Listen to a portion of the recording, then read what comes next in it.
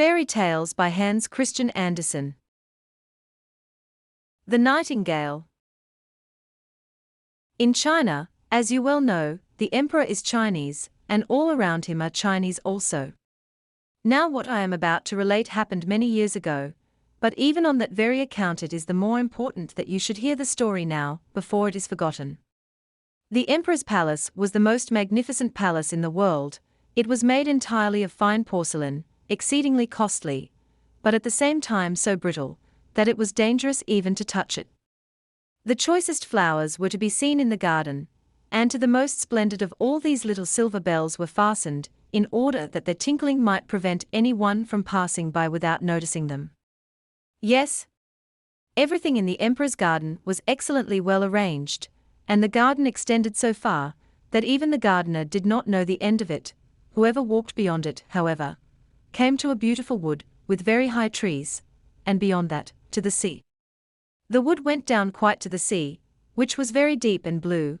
Large ships could sail close under the branches, and among the branches dwelt a nightingale, who sang so sweetly, that even the poor fisherman, who had so much else to do, when he came out at night time to cast his nets, would stand still and listen to her song. "Oh, how pretty that is," he would say, but then he was obliged to mind his work, and forget the bird. Yet the following night, if again the nightingale sang, and the fisherman came out, again he would say, "Oh, how pretty that is." Travelers came from all parts of the world to the emperor's city, and they admired the city, the palace, and the garden, but if they heard the nightingale, they all said, "This is the best." And they talked about her after they went home, and learned men wrote books about the city, the palace, and the garden, nor did they forget the nightingale. She was extolled above everything else, and poets wrote the most beautiful verses about the nightingale of the wood near the sea. These books went round the world, and one of them at last reached the emperor. He was sitting in his golden armchair. He read, and nodded his head every moment, for these splendid descriptions of the city, the palace, and the garden pleased him greatly. "But the nightingale is the best of all," was written in the book. "What in the world is this?" said the emperor. "The nightingale? I do not know it at all. Can there be such a bird in my empire, in my garden even, without my having even heard of it? Truly one may learn something from books." So he called his cavalier. Now this was so grand a personage, that no one of inferior rank might speak to him, and if one did venture to ask him a question, his only answer was, "Pish," which has no particular meaning. "There is said to be a very remarkable bird here, called the nightingale," said the emperor. "Her song, they say, is worth more than anything else in all my dominions. Why has no one ever told me of her? I have never before heard her mentioned," said the cavalier. "She has never been presented at court. I wish her to come and sing before me this evening," said the emperor. "The whole world knows what I have, and I do not know it myself. I have never before heard her mentioned," said the cavalier. "But I will seek her, I will find her." But where was she to be found? The cavalier ran up one flight of steps, down another, through halls, and through passages. Not one of all whom he met had ever heard of the nightingale, and the cavalier returned to the emperor, and said, "It must certainly be an invention of the man who wrote the book. Your Imperial Majesty must not believe all that is written in books. Much in them is pure invention, and there is what is called the black art. But the book in which I have read it," said the emperor, "was sent me by the high and mighty Emperor of Japan, and therefore it cannot be untrue. I wish to hear the nightingale. She must be here this evening, and if she do not come, after supper the whole court shall be flogged. Sing P.E." said the cavalier, and again he ran upstairs, and downstairs, through halls, and through passages, and half the court ran with him, for not one would have relished the flogging. Many were the questions asked respecting the wonderful nightingale, whom the whole world talked of, and about whom no one at court knew anything. At last they met a poor little girl in the kitchen, who said, Oh yes. The nightingale. I know her very well. Oh, how she can sing. Every evening I carry the fragments left at table to my poor sick mother. She lives by the seashore, and when I am coming back, and stay to rest a little in the wood, I hear the nightingale sing. It makes the tears come into my eyes. It is just as if my mother kissed me. Little kitchen maiden, said the cavalier. I will procure for you a sure appointment in the kitchen, together with permission to see His Majesty the Emperor dine, if you will conduct us to the nightingale, for she is expected at court this evening. So they went together to the wood, where the nightingale was accustomed to sing, and half the court went with them. Whilst on their way, a cow began to low. Oh, said the court pages. Now we have her. It is certainly an extraordinary voice for so small an animal. Surely I have heard it somewhere before. No, those are cows you hear lowing, said the little kitchen maid. We are still far from the place. The frogs were now croaking in the pond. That is famous, said the chief court preacher. Now I hear her. It sounds just like little church bells. No, those are frogs, said the little kitchen maid. But now I think we shall soon hear her. Then began the nightingale to sing. There she is, said the little girl. Listen. Listen. There she sits. And she pointed to a little grey bird up in the branches. Is it possible? said the cavalier. I should not have thought it. How simple she looks. She must certainly have changed colour at the sight of so many distinguished personages. Little nightingale, called out the kitchen maid. Our gracious emperor wishes you to sing something to him. With the greatest pleasure, said the nightingale, and she sang in such a manner that it was delightful to hear her. It sounds like glass bells, said the cavalier. And look at her little throat, how it moves. It is singular that we should never have heard her before. She will have great success at court. Shall I sing again to the emperor? asked the nightingale, for she thought the emperor was among them. Most excellent nightingale, said the cavalier. I have the honor to invite you to a court festival, which is to take place this evening, when His Imperial Majesty will be enchanted with your delightful song. My song would sound far better among the green trees, said the nightingale. However, she followed willingly when she heard that the emperor wished it. There was a regular trimming and polishing at the palace. The walls and the floors, which were all of porcelain, glittered with 1,000 gold lamps. The loveliest flowers, with the merriest tinkling bells, were placed in the passages. There was a running to and fro, which made all the bells to ring, so that one could not hear his own words.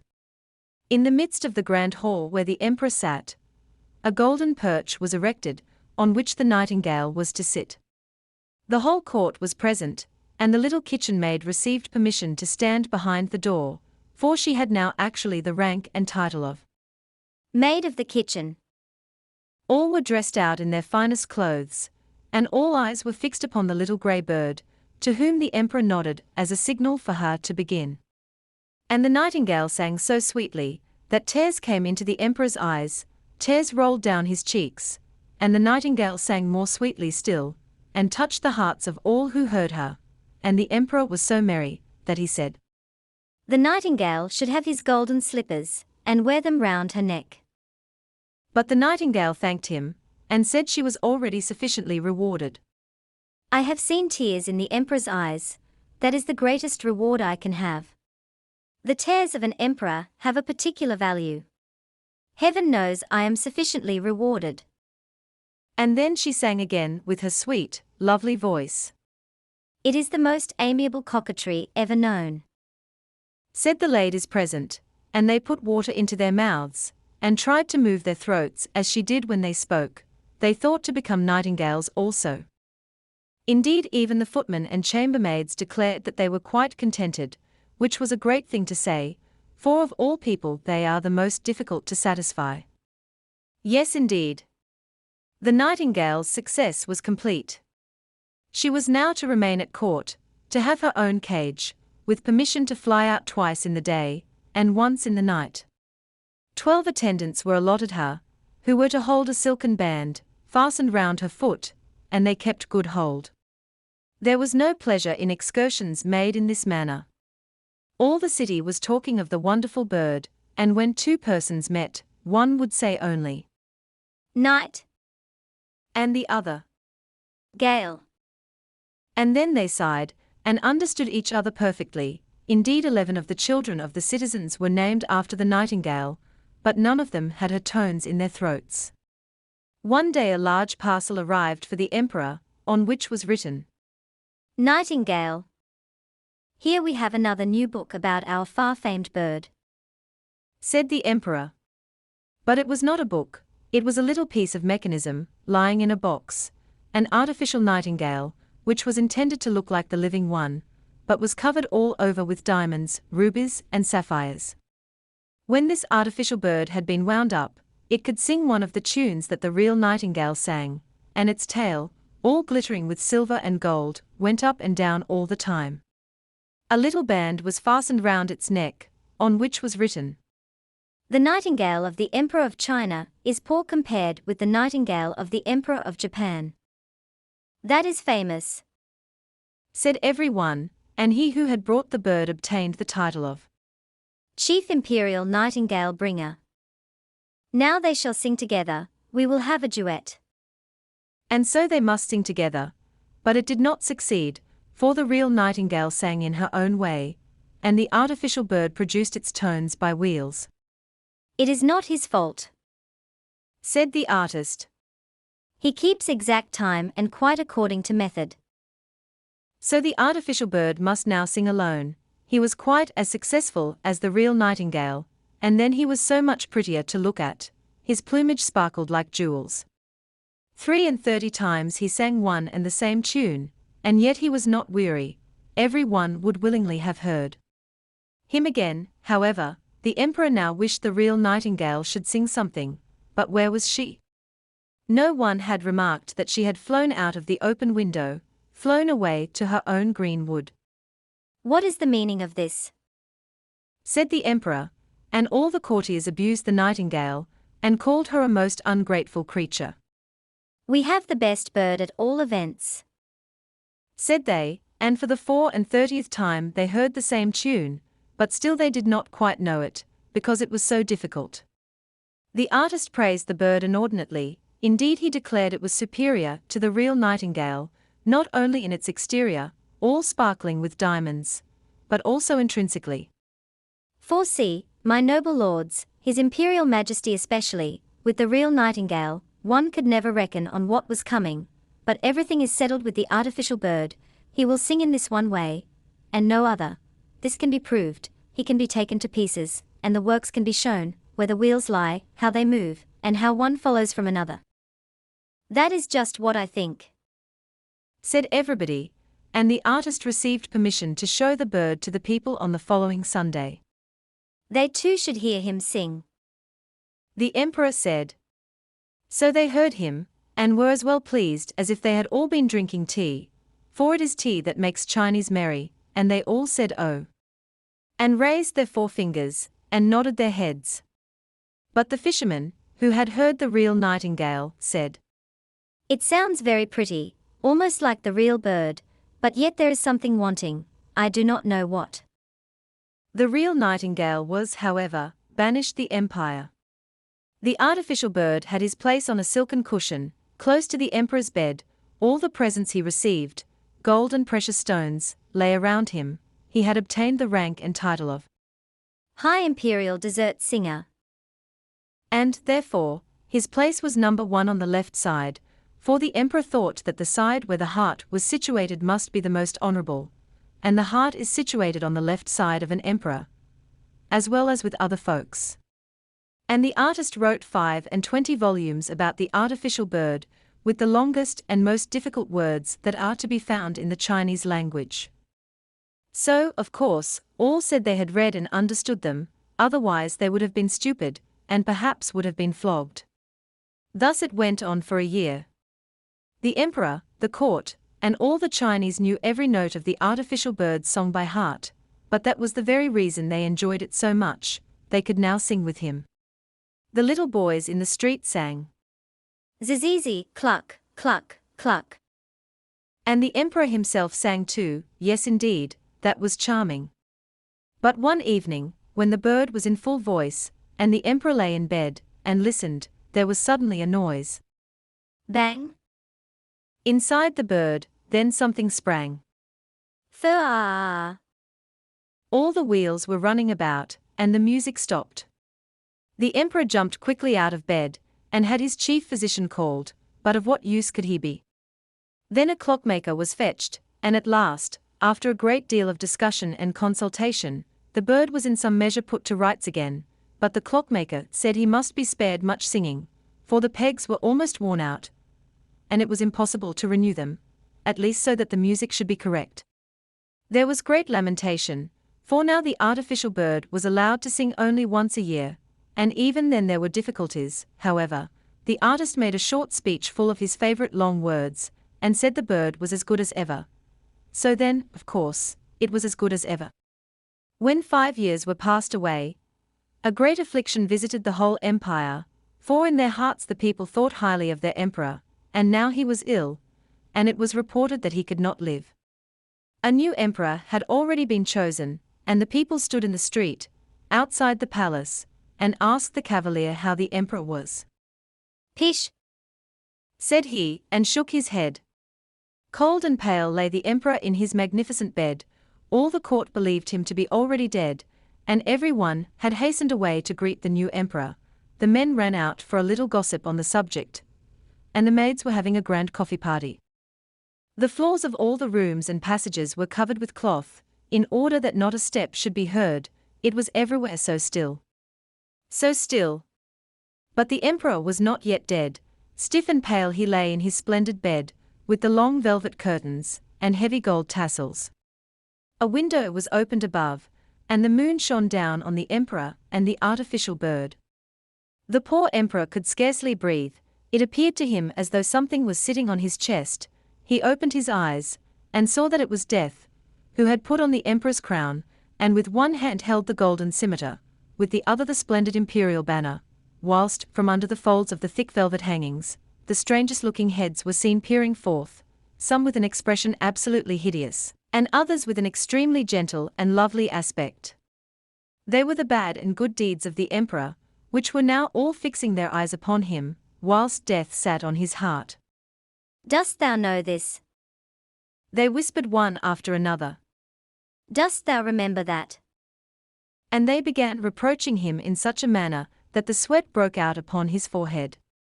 I have never known anything like it. Said the emperor. Music, music, the great Chinese drum. Cried he. Let me not hear what they are saying. They went on, however, and Death, quite in the Chinese fashion, nodded his head to every word. Music, music. Cried the emperor. Thou dear little artificial bird. Sing, I pray thee, sing. I have given thee gold and precious stones. I have even hung my golden slippers round thy neck. Sing, I pray thee, sing. But the bird was silent. There was no one there to wind him up, and he could not sing without this. Death continued to stare at the emperor with his great hollow eyes. And everywhere it was still, fearfully still. All at once the sweetest song was heard from the window. It was the little living nightingale, who was sitting on a branch outside. She had heard of her emperor's severe illness, and was come to sing to him of comfort and hope.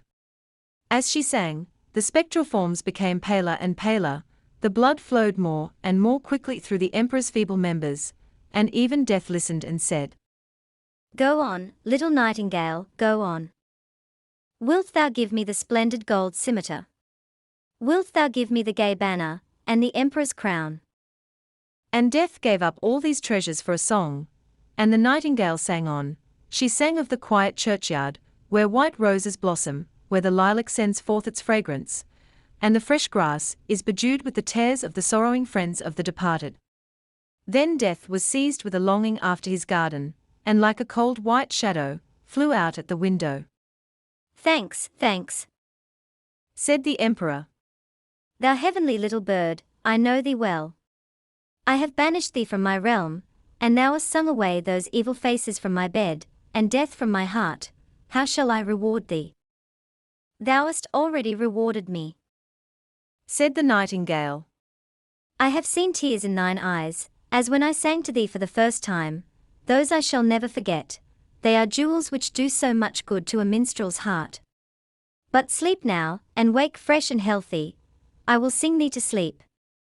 And she sang, and the emperor fell into a sweet sleep. Oh, how soft and kindly was that sleep! The sun shone in at the window when he awoke, strong and healthy. Not one of his servants had returned, for they all believed him dead, but the nightingale still sat and sang. Thou shalt always stay with me, said the emperor. Thou shalt only sing when it pleases thee, and the artificial bird I will break into 1,000 pieces. Do not so, said the nightingale. Truly he has done what he could, take care of him. I cannot stay in the palace, but let me come when I like. I will sit on the branches close to the window in the evening, and sing to thee, that thou mayest become happy and thoughtful. I will sing to thee of the joyful and the sorrowing. I will sing to thee of all that is good or bad, which is concealed from thee. The little minstrel flies afar to the fisherman's hut, to the peasant's cottage, to all who are far distant from thee and thy court. I love thy heart more than thy crown, and yet the crown has an odor of something holy about it. I will come, I will sing. But thou must promise me one thing. Everything, said the emperor. And now he stood in his imperial splendor, which he had put on himself, and held the scimitar so heavy with gold to his heart. One thing I beg of thee, let no one know that thou art a little bird, who tells thee everything, then all will go on well. And the nightingale flew away. The attendants came in to look at their dead emperor. Lo! There they stood, and the emperor said, Good morning.